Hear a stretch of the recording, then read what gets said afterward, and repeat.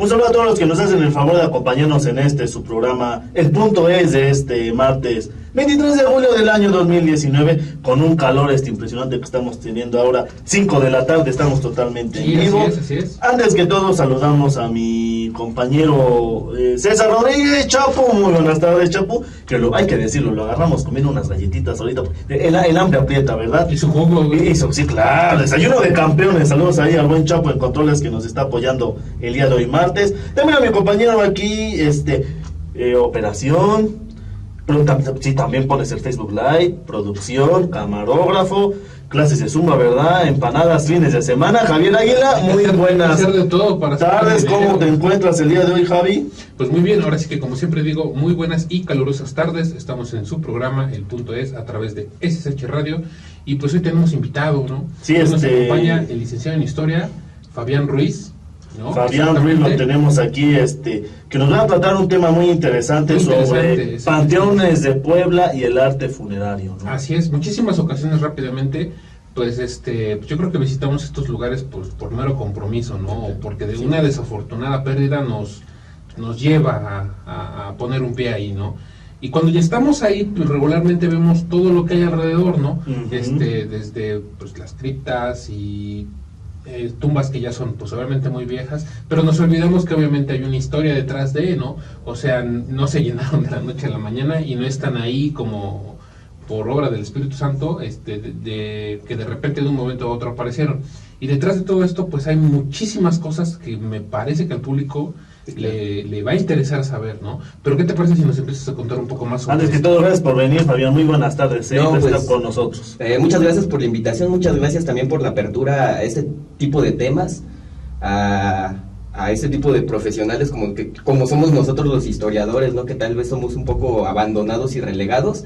Y en esta ocasión pues hemos venido a traer este tema bastante interesante, ¿no? Que es los panteones de Puebla y el arte funerario, especialmente con una investigación que se ha realizado del Panteón Municipal de Puebla, ¿no? Vamos a hablar un poquito acerca de este interesante panteón que fue fundado justamente en el año de 1880 y como dato curioso fue justamente un 30 de abril y la primera que fue enterrada fue una infanta, ¿sí? Una niña, justamente fue la primera que fue enterrada y todavía incluso está ahí justamente en la parte del medio del panteón municipal, ahí se encuentra la infanta Mercedes, ahí está su tumba, del 30 de abril de 1880. Oye, yo tengo la curiosidad para agregarle 30 de abril, Día del Niño, ¿no? Día del Niño, sí, esa es la curiosidad, sí, ¿no? Eso es lo que lo vuelve más curioso.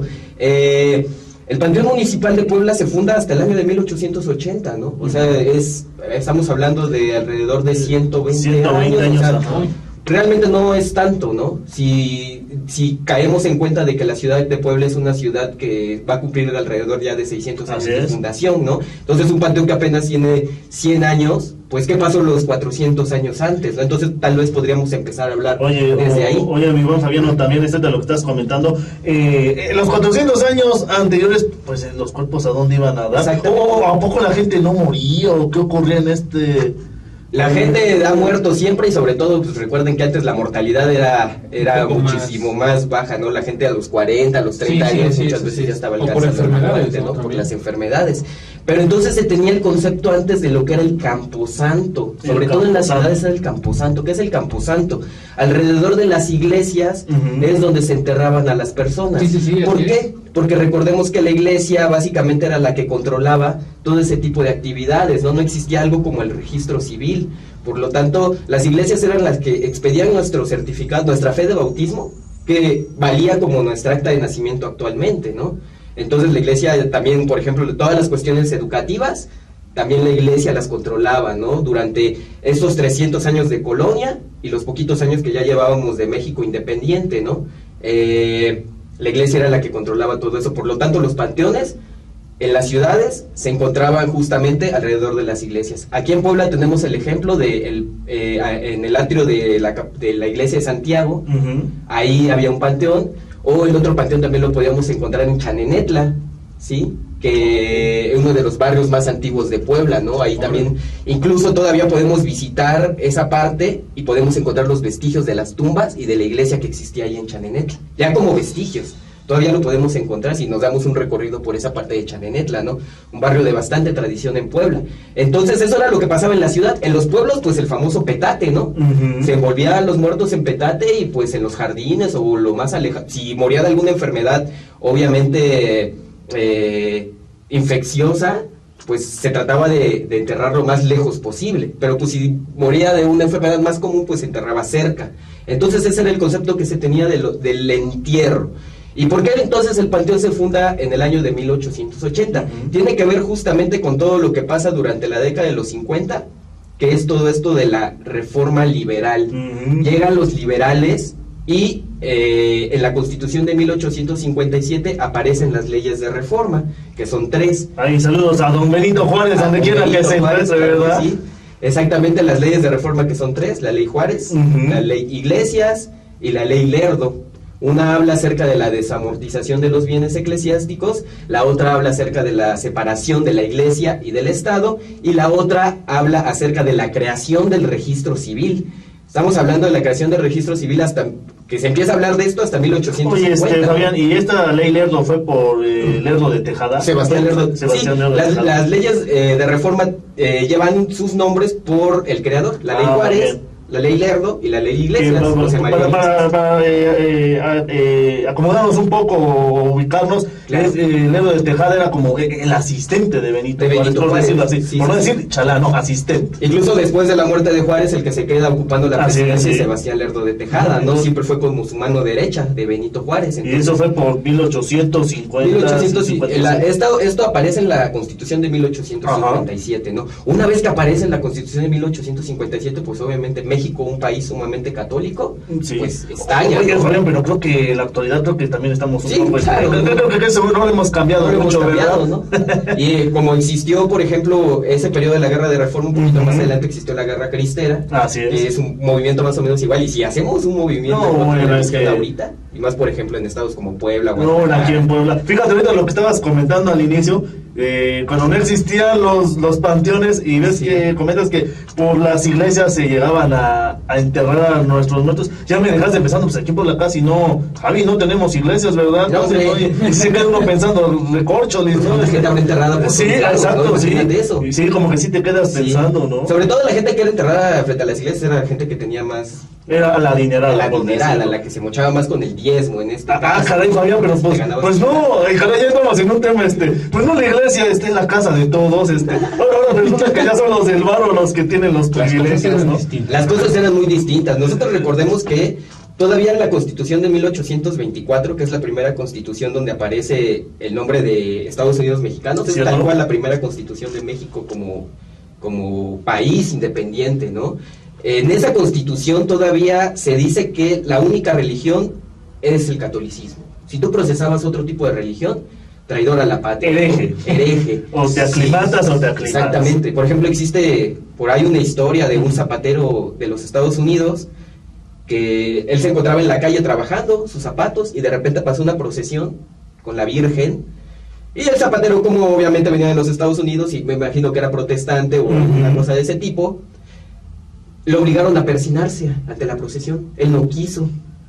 Y el zapatero terminó fusilado, ¿no? Ese tipo de cosas se veían. Era traición a la patria si uno no era católico, apostólico. Pues ven que actualmente también aquí en México hay entre algunas cosas que no puedes faltar el respeto al ejército, a la Virgen de Guadalupe, y me falta alguna otra, pero yo creo que son de las más claro, digamos que como entra de preguntas del zapatero. Sobre todo lo que dices de la Virgen de Guadalupe, ¿no? Incluso en México se es más guadalupano que católico. Sí, es cierto. En este caso, sí. Entonces ya saben que 12 de diciembre, incluso en los trabajos, bueno, pues tómatelo para que te vayas a tu peregrinación. Sí, claro, ¿verdad? fiesta nacional, ¿no? Sí, cierto. Los mismos dueños festejan con sus empleados, ¿no? Con sus empleados siempre. Fábricas, claro. en sus no ven que también existe el famosísimo maratón Guadalupe Reyes, ¿verdad? A partir del 12 de diciembre es que ya se empiezan a dar los aguinaldos. Cierto, ya como que el trabajo formal empieza a bajar un poco. Exactamente. ¿no? Pero bueno, te interrumpimos. Entonces eso era lo que más o menos estábamos viviendo en México. Entonces imagínense en el 57 cuando se le trata de quitar todos estos privilegios a la iglesia, ¿no? Sobre todo la desamortización. Que Benito Juárez fue satanizado de que quitara esos estos... Claro, pese a que Benito Juárez hay que decirlo y hay que dejarlo muy claro, él era católico. Sí. Pero Sí. una cosa es ser antirreligioso y otra cosa es ser anticlerical. Él era anticlerical, estaba en contra del clero, no en contra de Dios, no en contra de las creencias, sino en contra de la institución. Lo llevaba, ajá, cierto. Y sobre todo esta institución que estaba muy corrompida en México, que era muy rica, ¿no? Aquí como sobrevivía la iglesia, por ejemplo, tenía muchas casas, vecindades que le pertenecían a la iglesia y obviamente las rentas eran para la iglesia. Y los terrenos de la iglesia eran gigantescos. Entonces llega la ley de la desamortización de las iglesias, que eso quiere decir que le quitan el terreno a las iglesias. Nada más se quedan con sus atrios. Por lo tanto, entonces ya no hay dónde enterrar a la gente. Oye, Fabián, pero lo bueno es que esto ya no ocurre en pleno siglo XXI, 2019, ya no pasa, No, digo, ya no. las Estás iglesias hablando de otra son los país. más sencillos, la limosna que le da uno cada domingo es para que se vayan subsistiendo, Sí, ¿verdad? claro, claro. Y más acá en Puebla, Y más ¿verdad? acá en Puebla, no, eso no pasa allá, estás hablando, no sé, de Europa. Sí, en otros lados, aquí en Puebla. México, no, menos en Puebla. Adelante, Fabián, ya te interrumpimos. No, está muy bien, está perfecto. Entonces, el Panteón Municipal va a ser fundado posteriormente de todos estos debates, de que obviamente la iglesia pues pierde todos esos territorios, ya no había dónde enterrar a la gente, entonces el gobierno se empieza a hacer cargo de este tipo de circunstancias, ¿no? Se crea el registro civil y por lo tanto también se empiezan a designar terrenos para los panteones. El panteón municipal más o menos se designan los terrenos como por 1860, se designan los terrenos para el panteón municipal, que es un panteón sumamente para liberales, para personas liberales. Oye, que ya nos habías comentado ahorita antes de entrar al programa, que el de Lapidarios de Conservadores, pues nos habías comentado con otro, vamos a decirle un sinónimo, ¿no? Los de varo, ¿no? Los de dinerito. Los y mochos. Los mochos. Los mochos. Y en el municipal, como los liberales, podemos decir los de clase trabajadora. Los de clase trabajadora, pues vamos los intelectuales. Vamos a decirlo también como los jodidos también, ¿verdad? jodillos. Sí, exactamente. Chairos y fifís. Chairos y Exactamente, fifís, ¿no? en esta realidad, chairos y fifís, Para cada el uno municipal enterrado eran diferentes. los jodidos, vamos a dejar. Sí, no podemos decir clase media, es un poco anacrónico, pero sí, La clase luchona. la clase luchona, ¿no? Y por otro lado, pues sí, en el Panteón de la Piedad, pues estaban pues los conservadores, porque también podemos decir liberales y no necesariamente ¿Cierto? eran pobres. Cierto, ¿no? Por claro, ejemplo, sí. pues muchos liberales de dinero había aquí en Puebla, ¿no? También había gente liberal y con dinero.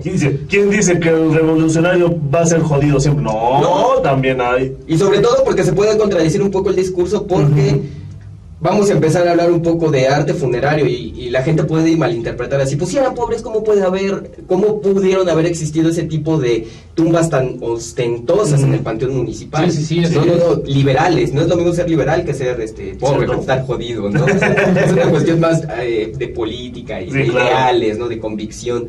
Entonces, bajo ese concepto, bajo ese principio fue fundado el Panteón Municipal de Puebla, ¿no? Entonces, el estudio que nosotros elaboramos en el Panteón Municipal es solamente de la primera área, como las 2 primeras filas del Panteón Municipal, de pared a pared, ¿sí? Ahí es donde están enterradas las personas más importantes, las que tienen historia. Y pues para empezar, a lo mejor vamos a hablar un poco acerca de lo que es la portada del Panteón Municipal desde que entramos y nosotros lo vemos y lo percibimos. Yo creo que todos nos hemos pasado alguna vez por el Panteón Municipal. Sí, claro. Oye, pero hay que decirles, por favor, a los vendedores de flores que, pues también ya no podemos ver el panteón a plenitud. A plenitud, porque claro. se ponen ahí los vendedores, Claro. ¿no? Y desde la portada, desde ahí nosotros podemos ver el arte, ¿no? Lo que nosotros vemos en la portada es neoclásico, esta portada que tiene, con estos pilares gigantescos. Cierto. Que obviamente nos dan referencia a los griegos, a los romanos, ¿no? Por eso nosotros decimos ¿Crees que se basaron en claro, por eso, de eso se trata el neoclásico. El neoclásico es nace en el siglo XIX, pero es traer de nuevo todo lo del periodo clásico, lo de los griegos, los romanos, y darle una nueva interpretación. ¿El nuevo clásico? Ajá, el nuevo clásico, sí, entonces es por eso que eso es lo que nosotros encontramos en la portada del Panteón Municipal, en su arquitectura, ¿no? Es el primer análisis desde la entrada. Oye, Fabián, ¿y tú crees que también hicieron este espacio del Panteón Municipal? No sé, porque ya no había lugar donde poner a los muertos querían un lugar para tener, como decías tú, 16 hectáreas, ¿no? Lo que o cuál fue el origen, o por qué si... Obviamente los terrenos del panteón se designan en un área muy alejada de la ciudad. En ese entonces, la zona donde se encontraba el panteón, justamente enfrente de la garita de Amatlán. La garita de Amatlán todavía existe, el edificio todavía se ve. Incluso la 11 da un pequeño como giro, justamente en esa parte, ¿no? Porque respetaron como el edificio.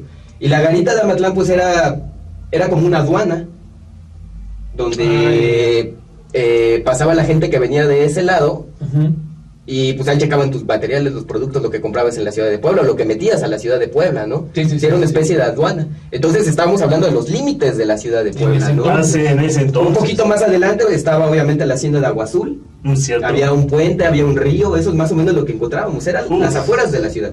Y obviamente el panteón pues se ponía hasta la... Años y años y años y bueno, décadas, lustros, todo, ¿verdad? Lo que estamos platicando. Sí, y ahorita obviamente pues esos territorios pues ya se han absorbido por la masa. El ruta ya hasta dónde te lleva, ¿verdad? Sí, ya, eso es el centro básicamente, eso ya lo vemos como el centro. Bueno, Fabián, ya Agua Azul es céntrico. Sí, exacto, es a lo que voy.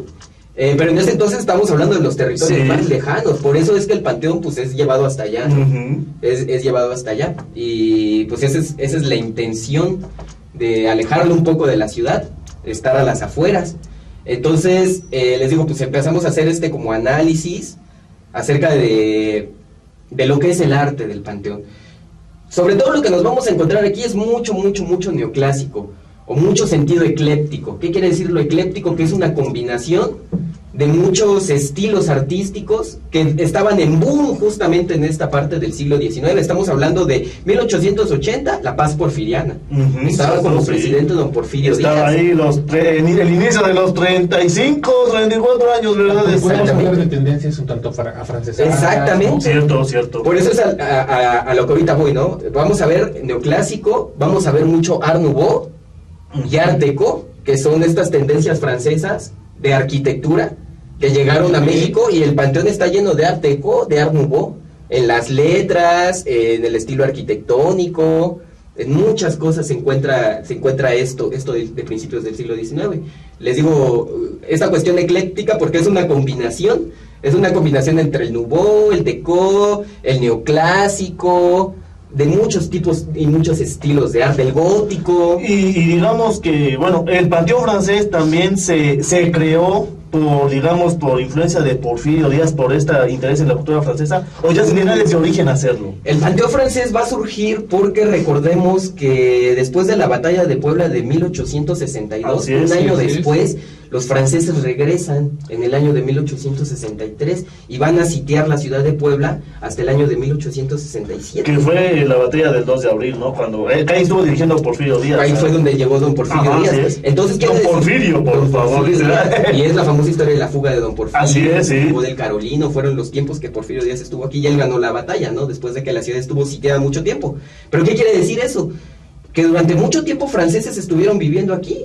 O sea, como porque que estaban luchando, la lucha era aquí. Oye, como que la lucha, pues ya de paso, pues ya pues me encuentro asilo aquí, ¿no? Pues ya estoy por estos lares, pues. Y dejemos que a lo mejor muchos encontraron asilo, también muchos murieron. ¿Cierto? Sí. Sí, entonces, ¿qué vamos a hacer con todos esos cuerpos de esos franceses que murieron? ¿Cierto? Hicieron como una selección, por decirlo así. Entonces es por eso que se funda el Panteón Francés. Por todos esos franceses que se quedaron en el sitio de Puebla. Por los... Tenían que encontrar un lugar donde ponerlos, ¿no? Entonces fue designado un panteón para todos los que participaron en este sitio de Puebla, o muchos que también hicieron vida en Puebla, ¿no? Y se quedaron aquí a vivir. ¿Cierto? ¿Sí? Entonces, por eso es que es creado el Panteón Francés, que también está lleno de arte, ¿no? Está lleno de arte bastante majestuoso, muchas figuras, sobre todo de materiales locales, ¿no? La cantera, que es muy importante aquí en Puebla, esa cantera oscura que es muy característica. Exactamente, esto me llama mucho la atención, ¿no? Lo que acabas de comentar. Arte francés, sí, combinado con materiales locales, sí, ¿no? Sí. Como lo dices tú, la cantera y no sé, quizá también... Onix, por ejemplo, el Onix de Tecali. El mármol, principalmente, ese sí lo traían del extranjero. ¿En serio? Sí, hay muchas figuras, por ejemplo, muchos ángeles monumentales de una sola pieza que están hechos de estos materiales extranjeros, sobre todo los primeros, ¿no? Y podemos hablar acerca de los ingenieros o los arquitectos del Panteón Municipal, que son reconocidos. Por ejemplo, un italiano que se llamaba Bonfigli, mexicanos, había una empresa que se llamaba Gamboa, y ellos eran los que producían todo este arte funerario, ¿no? Entonces, Bonfigli, pues obviamente por ser extranjero, él traía muchos materiales de Italia, ¿sí? Este mármol blanco, no lo podemos encontrar aquí. Que dicen que es el de mejor, ¿sí? El de mejor calidad, ¿no? Y de hecho, la primera parte del panteón vamos a encontrar mucho de este material, un poquito ya más hacia adelante, ya vamos a encontrar un poquito más de ónix, sí, ya este material que es más local, ¿no? Que lo podemos encontrar aquí en la parte de Tecali, que Puebla es riquísimo, ¿no? De ese tipo de materiales. Entonces sí, pues, pero principalmente cantera, la cantera que nosotros conocemos aquí, que es esta cantera obscura. También se encuentran algunos toques por ahí de cantera rosa, que ya saben que la cantera rosa pues es más típica en los estados del Bajío. Cierto. Incluso en el Bajío también existen unos panteones hermosísimos, que son también de la misma época, de 1880 más o menos, y tiene su característica de que todos están hechos, todo su arte es de cantera rosa, ¿no? Como las mismas ciudades. Sí, pero también aquí hay algunas tumbas que tienen esta combinación entre cantera rosa y cantera de aquí poblana, que le da un toque pues bastante distintivo, bastante elegante. Oye, Fabián, y hablando digamos del material con el que se realizan las tumbas, ¿el material tiene algún significado en especial? Que tú le vayas, como lo vas elaborando. Yo me imagino que depende el capital que contabas, sí, claro. Pues era el material que pues, ibas a utilizar para tu tumba, ¿no? Vamos a encontrar tumbas muy excéntricas. Te digo, hay unas capillas góticas muy impresionantes, unas capillas góticas muy impresionantes, unas neoclásicas también, que parecen el Partenón en chiquito. Hay incluso una muy interesante que simula una cueva, ¿no? Dando como a razón de esta cueva donde fue sepultado Jesucristo.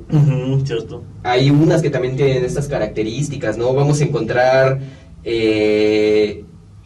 adornando las tumbas muchos ángeles, vírgenes, Sagrados Corazón de Jesús, obeliscos, que eso ya es como saliéndote del discurso religioso y entrando hacia esta cuestión egipcia y todo eso, ¿no? Vamos a encontrar obeliscos, algunas simbologías, ¿no? Por ejemplo, mucho el alfa y el omega, ¿sí? En vez de que aparezca la fecha de muerte, aparece el alfa y el omega por ahí.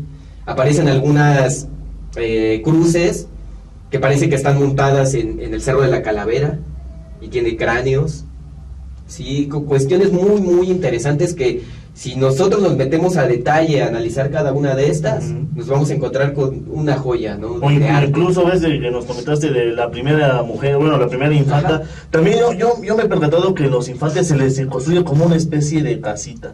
O sea, no sé de qué edad, ¿qué te gusta? De meses de nacido a 3, 4 años. También tiene un significado eso especial. Pues justamente en esta parte donde y nosotros hicimos esta investigación, que es la primera parte del Panteón Municipal, a los alrededores hay enterrados muchos niños, porque hay una leyenda, o qué podrá decirse, una creencia de que los niños son como angelitos y ellos protegen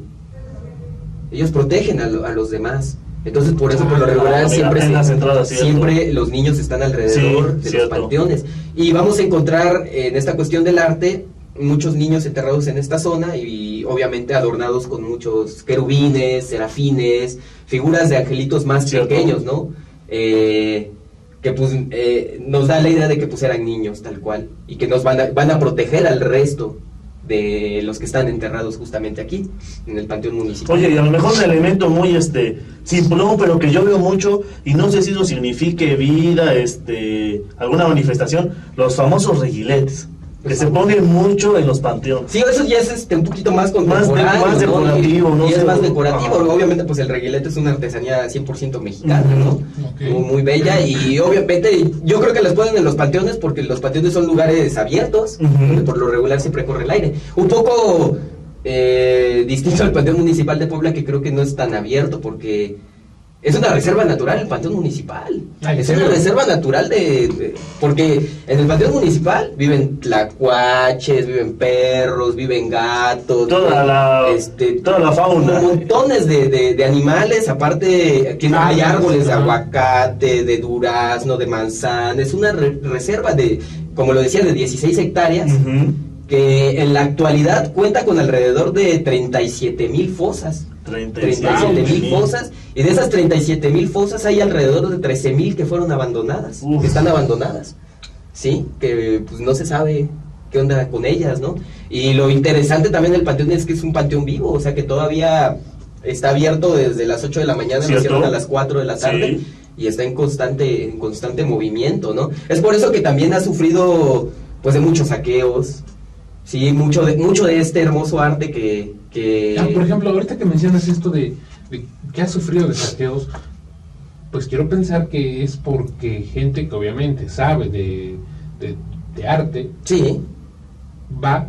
O que no sabe de arte, porque por ejemplo... O simple y sencillamente va y se lo lleva porque, ay, me gustó un souvenir del panteón, sí. Desafortunadamente, hace algunos años se abrieron las capillas. No desafortunadamente, afortunadamente se abrieron las capillas, ¿no? Para nosotros que somos conscientes y tal vez tenemos un poquito de educación, pues qué hermoso que abran las capillas, podemos ver lo que hay adentro, ¿no? Podemos aprender un poquito, pero pues para la gente desalmada que no tiene nada de educación, pues es fácil. Por ejemplo, hay un ángel muy hermoso justamente casi en la entrada.